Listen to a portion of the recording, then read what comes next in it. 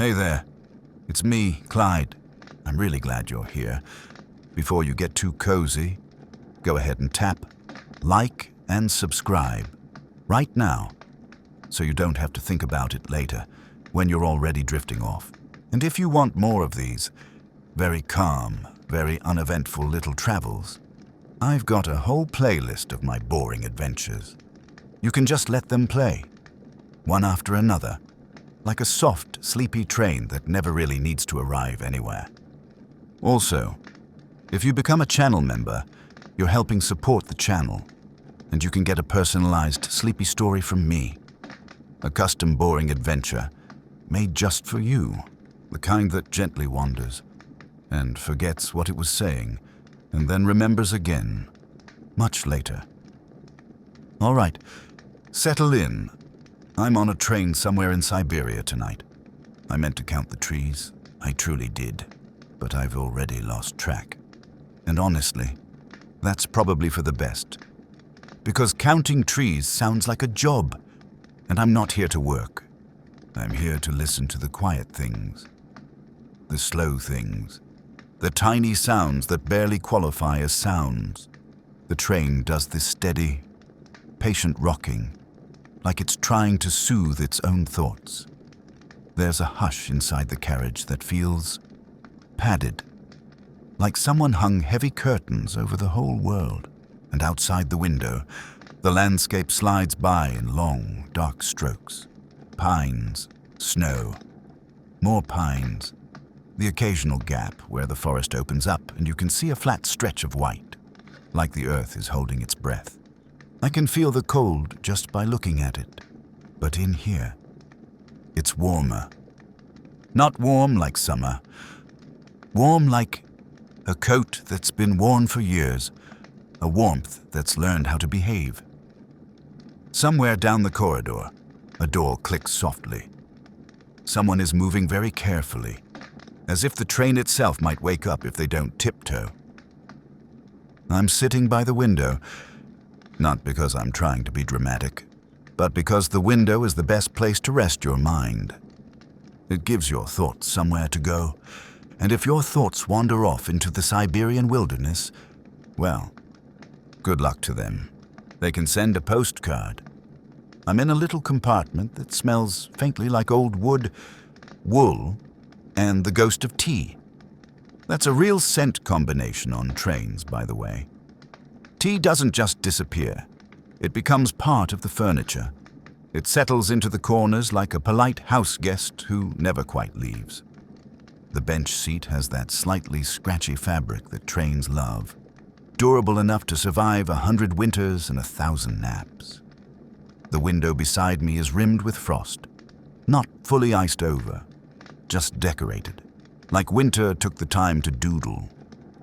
Every so often, the glass trembles with a soft rattle, and the frost crystals sparkle for half a second, and then go back to looking serious. I keep my hands folded in my lap, mostly because they don't know what else to do. If you put your hands on a cold window, they immediately regret it. If you put them in your pockets, they go missing. So the lap is a safe middle ground. There's a strap across my chest, the familiar weight of my bag at my side, and my pocket watch hangs where it always hangs. I don't even need to look at it to know it's there. It's funny how your body can memorize objects. If I lose my balance for even a second, my fingers automatically reach for the same places. The strap, the edge of the seat, the little handle near the window. The train makes that steady sound, a comforting rhythm. Clack, hush, clack, hush. It's not the loud, impatient kind of train. It's the kind that accepts time. And Siberia is very good at time. Outside, the trees pass by in an endless line, like they're participating in a quiet parade. Tall pines mostly, dark and upright, with snow perched on their branches like powdered sugar that never melts. I try to count them again. I start with 1, then 2, then 3. Then I get distracted because one of the trees looks slightly crooked, like it's leaning in to tell the forest a secret, And then another tree shows up, perfectly straight. And I think, well, that one looks like it's judging the crooked one. And then I realize I've stopped counting again. So far, my official tree count is some, and honestly, that's accurate. Some trees, a lot of snow, and a sky that looks like it can't decide if it wants to be night yet. There's a soft, warm glow in the carriage, from a lamp further down, and it makes the shadows stretch gently across the walls. The light doesn't flicker dramatically, it just rests there, like it's also tired. A few seats away, there's a passenger sitting very still. I can't see them clearly, just a shape. A person bundled in layers that make them look like a traveling blanket. Every once in a while, they shift, and you hear fabric whisper against fabric. That sound alone could put someone to sleep. I like trains for this reason. Nobody expects you to be interesting. On a train, you're allowed to be quiet. You're allowed to stare at the same view for an hour and call it a hobby. You're allowed to do absolutely nothing and still feel like you're going somewhere. And going somewhere is important, even if you're half asleep the whole time. Now, I should say, Siberia has a reputation. People hear Siberia and they imagine dramatic things. Blizzards, wolves, heroic survival stories, stern-faced explorers. Maybe someone chopping wood with unnecessary intensity. But a lot of Siberia is just wide, very wide. Quietly wide. The kind of wide that makes your thoughts feel small, in a friendly way, like your worries are little pebbles and the landscape is an entire ocean of snow. Historically, this part of the world has seen so many movements of people. Traders, soldiers, railway workers, families relocating, exiles, travelers chasing jobs and promises and fresh starts. And the railway itself, it changed everything. It stitched vast distances together with iron and timber and schedules that were probably optimistic. You can almost feel that history in the bones of the ride. Not in a spooky way, in a steady way, like this path has been used. This motion has happened before. Millions of people have sat and watched these same trees pass, and they've all eventually lost count too. It makes me feel oddly normal, which is rare for me. I'm listening to the little sounds around me. A faint metallic jingle when the train shifts. A quiet creak of the seat. The soft rasp of someone breathing through a scarf. And in between those, the biggest sound of all, nothing. A calm nothing. A big, comfortable pause. I let my eyes rest on the window, on the frost patterns. They look like tiny maps, branching lines, little frozen rivers that go nowhere. I imagine them as a miniature Siberia, right there on the glass. A whole tiny world that's cold and beautiful and not asking anything from me. My head tilts slightly toward the window, but I don't press it there yet. I'm still pretending I'm awake. I don't know who I'm performing for. The trees, maybe. I blink slowly, and my mind wanders like it always does. I start thinking about how train snacks are never quite right. Have you noticed that?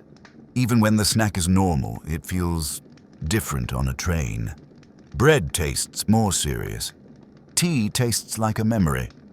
And anything wrapped in paper instantly becomes important. I once had a boiled egg on a train that felt like it came with a moral lesson. I don't know what the lesson was.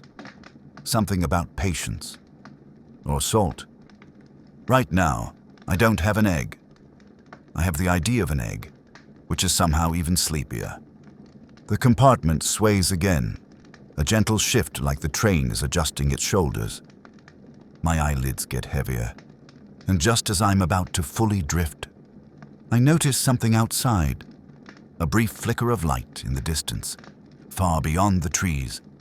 Not close enough to be a town, maybe a small station or a signal or a lonely building with one warm window. It's there for a second. Then it's gone, and I realize I've been holding my breath without meaning to. I exhale slowly, and the moment passes, like everything else on this ride. I let my forehead rest lightly against the cool window. It's cold enough to feel real, but not so cold it hurts. Just cold enough to be grounding. The trees keep moving. My thoughts slow down, and somewhere in the back of my mind I decide counting trees is overrated. Letting them blur together into one long, gentle lullaby. That feels right. I take another slow breath, and the train carries me forward. As I start to slip into sleep, one quiet mile at a time. I don't know exactly when the train slows down. It doesn't announce itself. It just eases its pace, like it remembered something important and decided not to rush past it. The rhythm changes first. The clack becomes farther apart. The hush stretches longer. Even the sway feels more thoughtful, like the train is choosing its steps. I lift my head slightly from the window, just enough to notice. Outside, the trees thin out, and the dark forest gives way to a small clearing. A platform slides into view. Narrow, wooden, dusted with snow that hasn't been disturbed much. No big sign, no bright lights, just a single lamp glowing amber against the blue evening. A station, or maybe just a pause in the wilderness. There are a few figures standing out there, bundled so thoroughly they resemble walking coats. Fur hats pulled low, scarves wrapped high. Everyone looks prepared to wait. Siberia teaches patience early. The train sighs as it comes to a stop. A long, metallic breath. I hear boots on wood. A hollow, rhythmic sound as someone walks along the platform. The sound carries easily in the cold air. It's one of those noises that feels older than electricity, older than timetables. A door slides open somewhere down the carriage. Cold air sneaks in, sharp and curious, slipping along the floor like it's checking the place out. It brings with it the smell of snow and smoke and something faintly metallic. I pull my cloak a little closer without really thinking about it, not because I'm cold, just because it feels correct. A voice murmurs outside. I can't make out the words. The language blends into the sound of breath and wool and movement. It doesn't matter what's being said. The tone is calm, practical. Nobody's telling a dramatic story out there. This isn't that kind of stop. Historically, these little stations mattered a great deal. During the expansion of the railways, especially across Siberia, stops like this were lifelines. Supplies, letters, news from places too far away to imagine properly. Sometimes they were the only human dots in hundreds of miles of white. I imagine someone stepping off the train years ago, carrying a suitcase that felt much heavier than it looked, realizing this was it. This was the end of the line for them, or the beginning. Those two tend to get confused out here. The train waits. It's very good at waiting. I notice my fellow passenger a few seats away shift again. They lean forward slightly, peering out the window just to check. Then they relax back into stillness, satisfied. I do the same. Outside, a man in a heavy coat lifts a crate with careful effort. Someone else helps. No rush. Everything moves at the pace of cold hands and stiff fingers. There's a brief clatter, something metal being set down, and then quiet returns, padded and thick. I think about how many people have dozed on this exact stretch of track, how many heads have rested against cold glass, how many thoughts have wandered off and never quite come back. I wonder if the trees notice, if they recognize the train, if they think, oh, it's you again. I almost smile at that. The door slides shut. The cold air retreats, politely disappointed. The train gives a soft jolt, just a reminder that gravity still exists. And then we're moving again, slowly at first. The platform drifts away. The lamp becomes a dot. The dot becomes nothing. And just like that, Siberia closes back in. The forest resumes its quiet watch. I settle back into my seat, letting my shoulders drop. My body feels heavier now, in a good way, like it's decided to trust the ride. The sound returns. Clack, hush, clack, hush. It's steady again. Reassuring. I let my eyes drift shut for a moment. Just a moment, and then images slide in softly. Not dreams yet, just thoughts without sharp edges. I think about how rail travel changed time itself. Before trains, distance was measured in days, weeks, seasons. After trains, time got chopped into schedules and minutes and arrivals. But out here, even with rails and engines, time still stretches. Siberia refuses to be hurried. I like that about it. Somewhere deep in the carriage, something rattles gently. Maybe a loose latch, maybe a teacup remembering it exists. I decide it's a teacup. The warmth inside the train feels deeper now, like it's sunk into the wood. The lamplight pools quietly on the floor. Shadows barely move. I shift just enough to be comfortable. Hands resting again. Familiar weight at my side. Everything where it should be. I open my eyes once more, just to check the window. The trees are back. Of course they are. I consider counting them again. I don't. Instead, I pick one tree and watch it pass. Just one. I let it go without naming it or numbering it. It disappears into the dark, and another takes its place, and then another. That feels like progress. My breathing slows to match the train. In, clack, out, hush, in, clack, out, hush. And as the miles slip by unnoticed, the train carries me onward, through the quiet, through the cold, through a place that knows how to keep secrets, and I drift, a little deeper, into the ride. Once the station disappears behind us, the carriage seems to relax. It's subtle, but I can feel it. The way an old place exhales when visitors leave. The train settles back into itself, like it remembers who it is again once it's alone with the forest. Somewhere down the aisle, a kettle makes a faint, hopeful sound. Not a whistle, just a quiet murmur. The kind of noise that suggests warm water is thinking about becoming important. A few moments later, there's movement. Careful footsteps, the soft thump of something being set down. A cup, maybe two. Someone clears their throat politely, as if apologizing to the silence for interrupting it. I don't turn to look. I don't need to. I already know the tea will be too hot. Train tea is always too hot at first, and then somehow too cold, with very little time in between. It's a narrow window of perfection that almost no one catches. That's part of the charm. The smell reaches me anyway. Black tea. Strong. Familiar. It mixes with the scent of old wood and wool and distant snow. And for a moment, my thoughts wander sideways instead of forward. I think about how tea has followed railways everywhere, how conductors and travelers and station workers all seem to agree that moving long distances required a hot cup of something. Across Siberia, tea wasn't just comfort. It was logistics, warmth, morale, a small defense against the cold that never really leaves.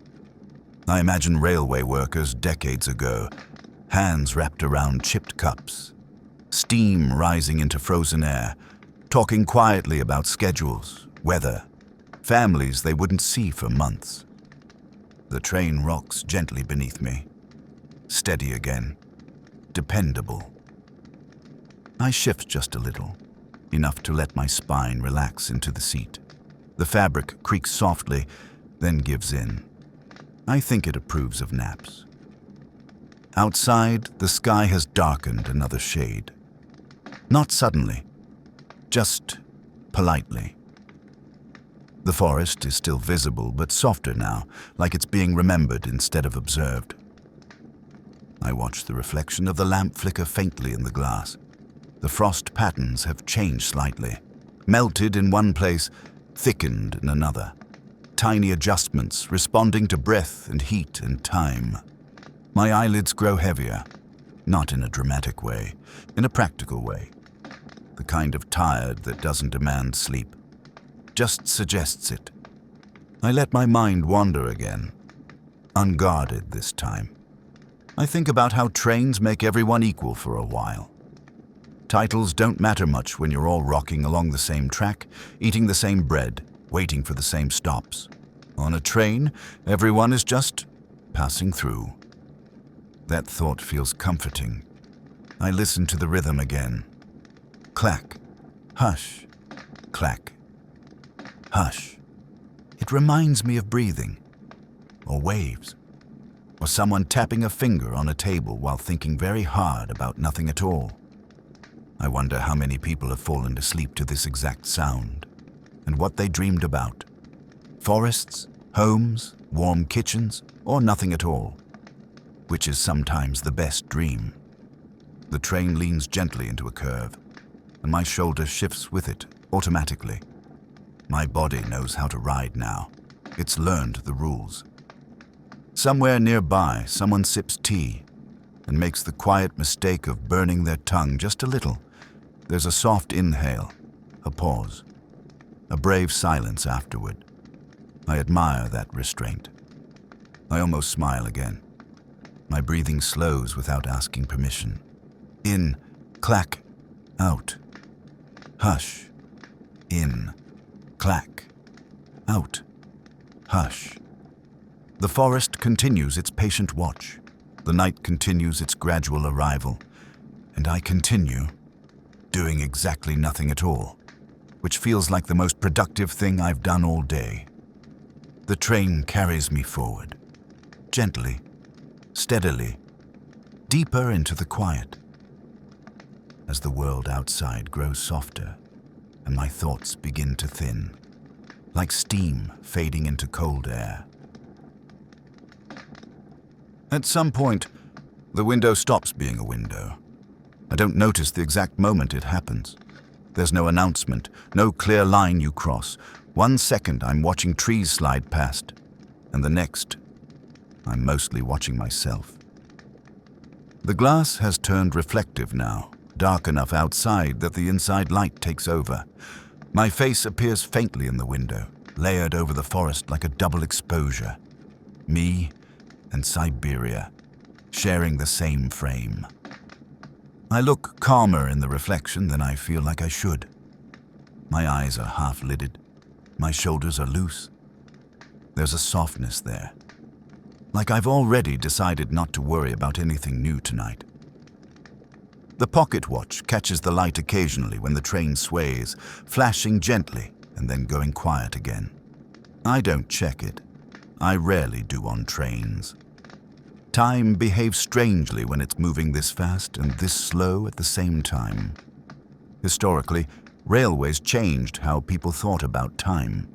Before schedules, towns kept their own clocks. Noon was when the sun said so, but trains demanded agreement, precision, shared minutes across vast distances. Time zones were born out of necessity, out of steel wheels and printed timetables, and yet, here I am, on a train, with all that structure, and time feels loose again. Elastic. The watch ticks softly, but it doesn't feel like it's measuring anything important.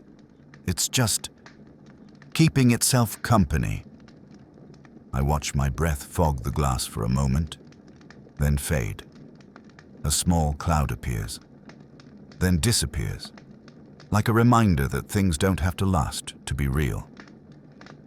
The train makes a slightly different sound now, a deeper tone under the usual rhythm. Maybe we've picked up speed. Maybe the track has changed. Maybe I'm imagining it. All three feel equally likely. I adjust my position just enough to be comfortable again. There's a particular angle where the seat stops pressing back and starts supporting you. It takes time to find. Experience helps. Across the aisle, the bundled passenger has finally given in. Their head has tilted forward, resting against their chest. Their breathing is slow and even. They look like they've been assembled entirely out of scarves. I wonder where they're going. Then I remember, it doesn't really matter. We're all going forward. That's enough for tonight. The lamplight pools gently on the floor, creating a warm island in the sea of shadow. Dust motes drift lazily through it, tiny travelers of their own. I watch them float and spin, each one unbothered by direction or destination. I think about how many nights like this the railway has seen, how many winters, how many quiet hours when nothing dramatic happened. And that was exactly the point. Those are my favorite kinds of hours. The train hums, the rails answer back, and my reflection in the window slowly softens, blurring at the edges. As my eyes finally decide they don't need to stay open anymore, I let them close, just for a moment. The darkness behind my eyelids feels warm, familiar, like a room I've been in before. Thoughts drift through, half-formed, unfinished, not asking to be followed. I don't chase them. I let them pass, like trees, like stations, like lights in the distance that appear briefly, and then are gone. The train continues on, and I continue with it, balanced gently between waking and sleep, between movement and rest, between now and later, without needing to choose. I wake up just enough to notice that something has changed, not in a dramatic way, in a sideways way. The train is still moving, still humming, still rocking me gently back and forth like it's doing me a favor. But outside the window, the snow has begun to fall, not straight down, but at an angle. Long slanted lines rushing past the glass as if the night itself is in motion. For a moment, I'm not sure if I'm awake or still dreaming. That happens to me sometimes on trains. The boundary gets thin. The snow catches the light from the carriage and flashes silver, then disappears into the dark. Each flake only exists for a fraction of a second, just long enough to be seen, not long enough to be remembered individually. I watch them anyway. My head is still resting near the window, warm breath fogging the glass in slow, lazy bursts. I don't bother sitting up. Whatever needs my attention can come closer if it wants to. The train leans into another curve, slightly more pronounced this time, and the sound changes again. The wheels sing a little, a low, distant tone that vibrates through the floor and up into the seat. It's not loud, just present. That sound has lulled a lot of people to sleep over the years. Railway workers, soldiers, traders, families packed into wooden cars with everything they owned tied up in cloth bundles. Through wars, winters, revolutions, rebuilds, the sound stayed mostly the same. Steel on steel, motion agreeing with itself. I blink slowly, once, twice, and my thoughts drift toward a dream, but don't quite enter it yet. They hover nearby like they're waiting to see if I'm serious about resting. Images begin to form anyway. Not clear ones, soft ones. Snow-covered roofs, a kettle steaming on a stove, a pair of gloves drying near a fire. None of them belong to me exactly, but they don't need to.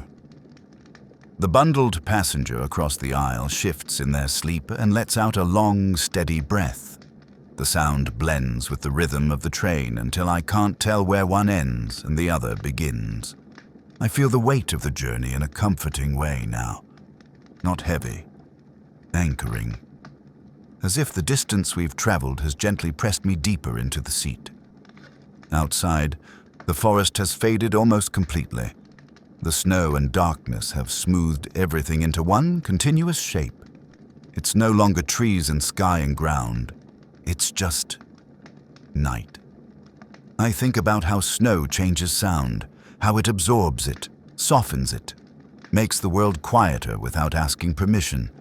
Siberian winters are very good at that. They don't erase things, they hush them. The train keeps going, patient, unconcerned. I let my eyes close again, fully this time. Behind my eyelids, the snow continues to fall. Slower now, thicker, like it's padding the inside of my thoughts.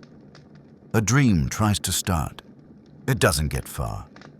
It's something about standing on a platform, waiting for a train, holding something important and not remembering what it is. Very original dream material. I've had variations of it before.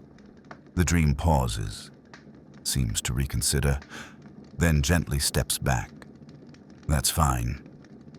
Sleep doesn't have to entertain me. It just has to be here. My breathing deepens, sinking again with the motion of the train. In, clack, out, hush. In, clack, out, hush. The snow continues its sideways journey past the window. The train continues its long one across Siberia, and I float quietly between thoughts, between moments, between places, perfectly content to let the night carry on without me noticing every detail. There will be plenty of time for that later. I don't know what time it is when I wake again. That feels important, but also completely unnecessary. The night has settled into its longest stretch, the part where everything agrees to be quiet at once. The lamp still glows, steady and patient, like it's been awake this whole time and doesn't mind at all. The snow outside has eased, not stopped, just slowed. The flakes drift now instead of streaking, floating past the window as if they've run out of urgency. I open my eyes slowly. There's no reason to hurry. The train hums beneath me, deeper than before, like it's found a comfortable rhythm and decided to stay there for a while. The sound is so constant that my body barely notices it anymore. It's less a noise and more a condition. I stretch my fingers just a little, enough to remind them they exist. They respond reluctantly, warm and heavy, then settle again. My shoulders shift, my cloak falls into a better position, and everything feels aligned. This must be the middle of the journey. Not the beginning, not the end. The long, quiet center where nothing needs to happen. Historically, trains like this ran for days, nights blurred together. Passengers slept, woke, slept again, measuring progress by meals and light rather than clocks. Somewhere along the line, everyone forgot exactly which day it was, and that was perfectly acceptable. I think about that as I stare into the dark beyond the glass. There's nothing to see now but motion, a suggestion of ground, a suggestion of trees, shapes without names. My reflection has faded. The window belongs to the night again. Across the aisle, the bundled passenger has shifted into a new sleeping position, one that looks marginally more comfortable than the last. A scarf has slipped, revealing the edge of a cheek, pink with warmth. Their breathing is steady, reliable, good. The train rocks gently through another curve, and I feel it in my bones before I hear it. My body sways with the motion, like it's been doing this its whole life. Maybe it has. I think about the people who built these rails, laying track through frozen ground, measuring distances that must have felt impossible at the time. How many nights did they spend exactly like this, wrapped in coats, staring into darkness, trusting that the path forward existed even when they couldn't see it yet? That thought settles somewhere deep and comforting. The lamp flickers just once, not enough to worry me, just enough to remind me it's real. Shadows shift slightly, then return to their places. Nothing dramatic. I yawn, quietly, carefully. The way you do when you don't want to disturb anyone, even though everyone else is asleep. My eyes drift closed again, then open, then close once more. Sleep is nearby, not rushing, waiting. I let my breathing slow again, sinking with the train like before. In, clack. Out, hush. In, clack. Out, hush. The rails answer back faithfully, mile after mile.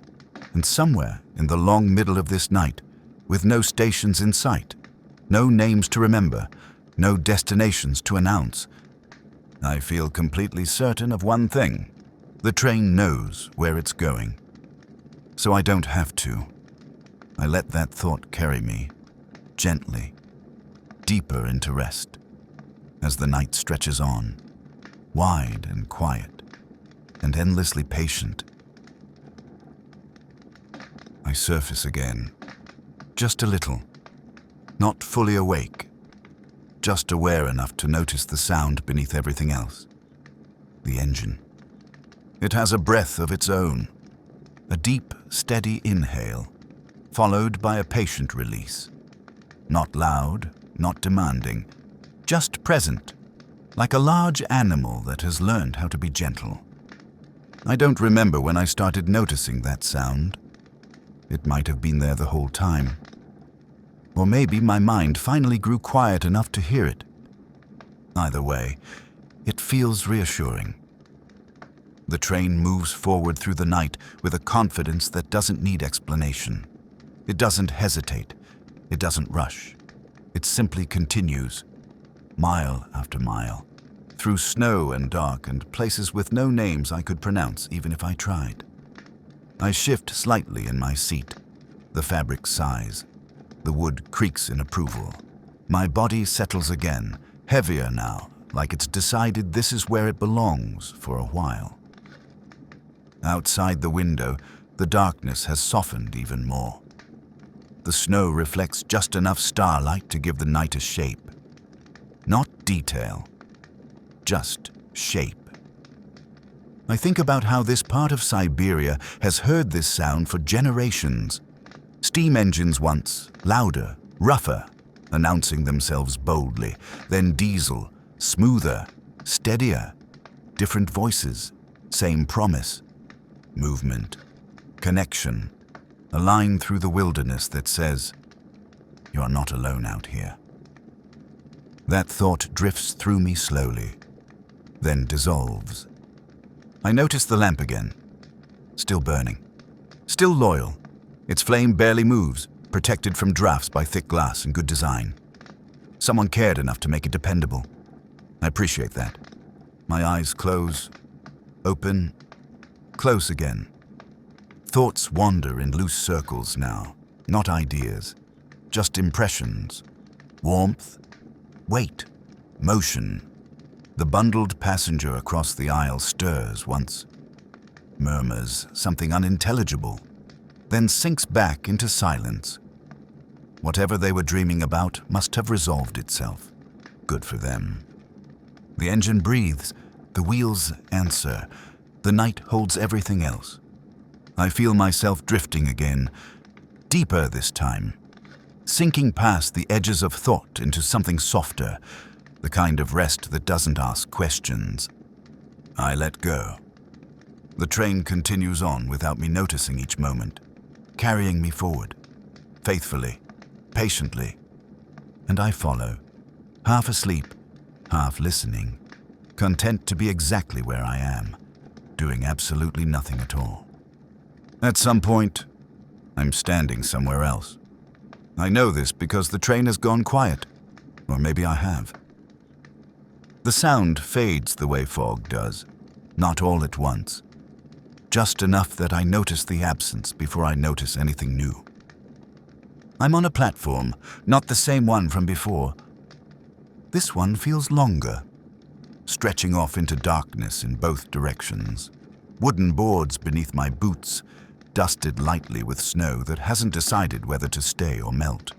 A single lamp hangs above, swaying ever so slightly, though there's no wind I can feel. I don't remember getting off the train. That seems normal. Dream logic is very forgiving about transitions. The air is cold, clean, sharp enough to wake you up if it wanted to. But it doesn't. It just exists.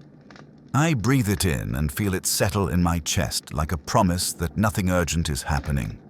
There's no one else on the platform, no announcements, no clocks, just the hum of distance, the kind you only hear when there's nothing nearby to interrupt it.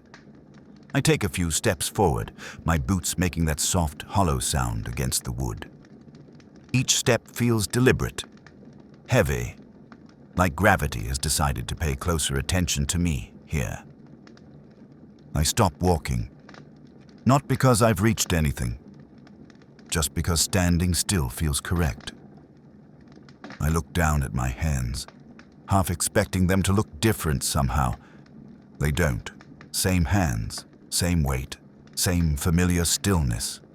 The lamp above flickers once, then steadies. Its light pools around my feet, warm against the cold boards.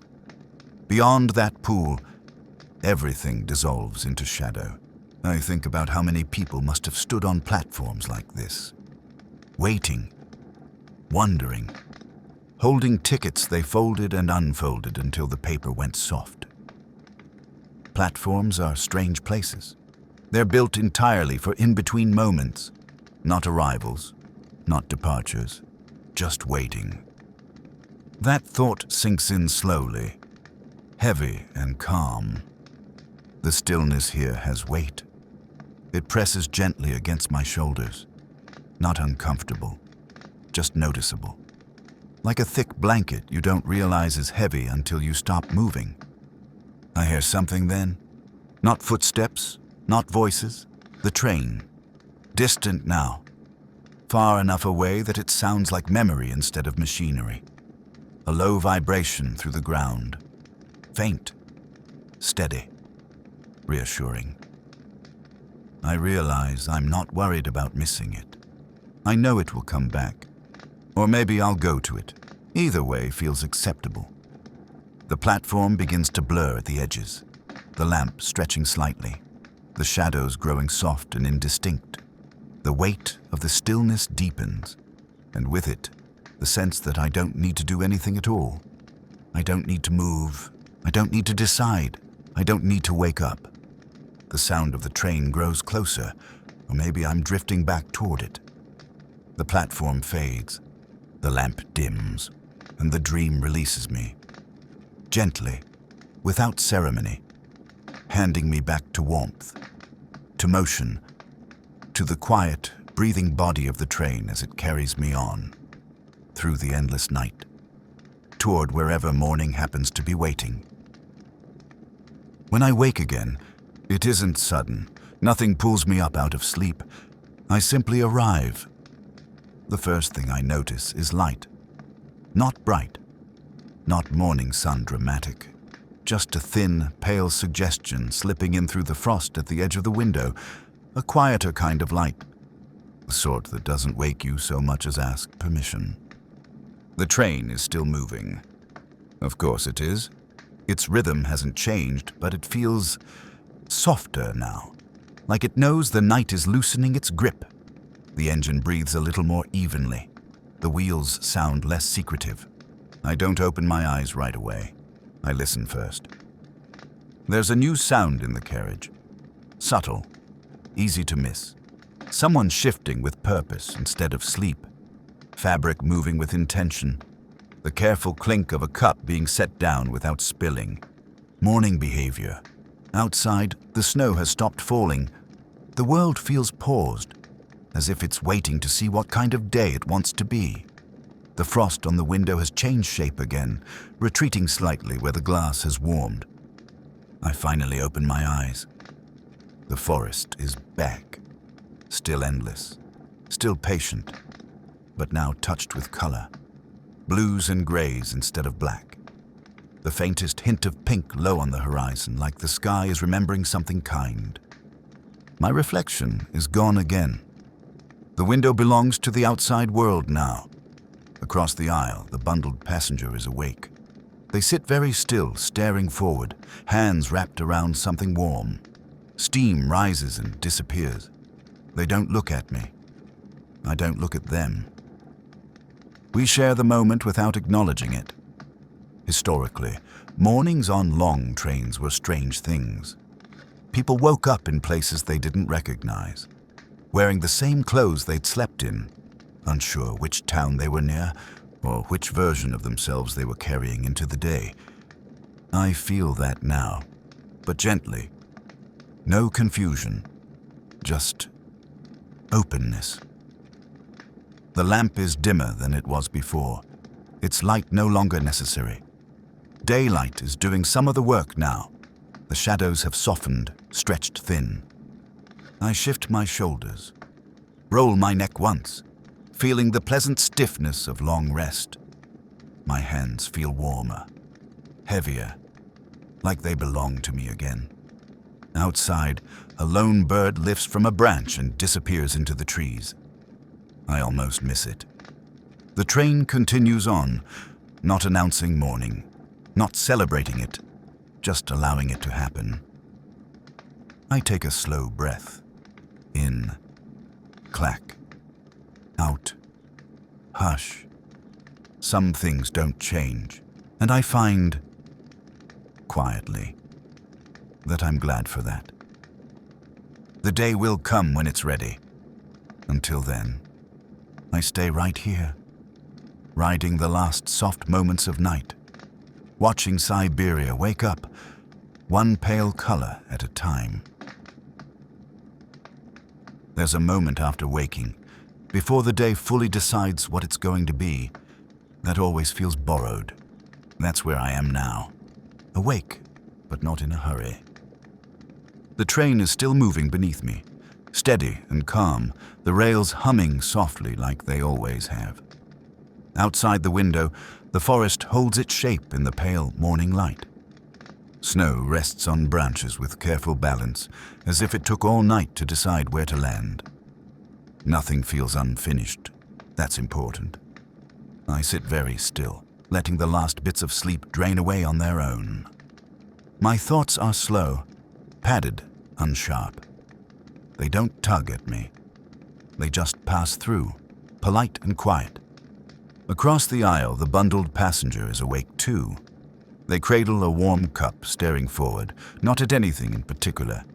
We don't acknowledge each other. We don't need to. This moment belongs to everyone and no one at the same time. The lamp beside me has nearly given up its glow. Daylight has taken over its job, and the shadows have thinned to soft edges.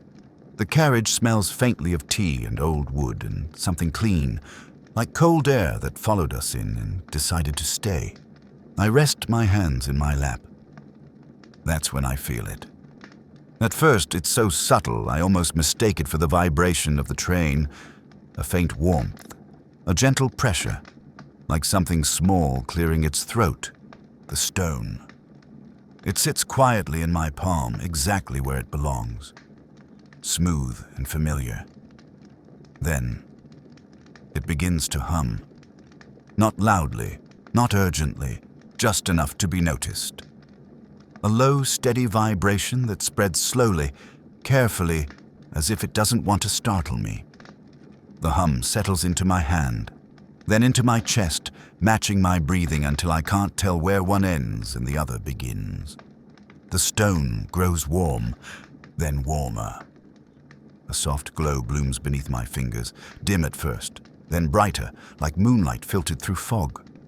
The light isn't harsh. It doesn't demand attention. It simply exists, patient, waiting. I glance around the carriage. Nothing has changed. The train keeps moving. The forest slides past the window. No one looks my way. That's how it always is. The stone hums a little more insistently now, the glow pulsing gently, like it's reminding me of something we both already know. This journey is done.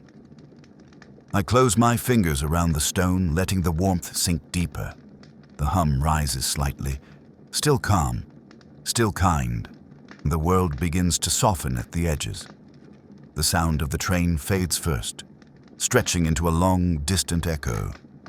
The light fills my vision, not blinding, just complete. The last thing I feel is the gentle certainty of motion, not forward, not backward, but elsewhere. And then, the train is gone, the snow is gone. The morning releases me, and I drift quietly into the next sleepy adventure, wherever it's decided to take me this time.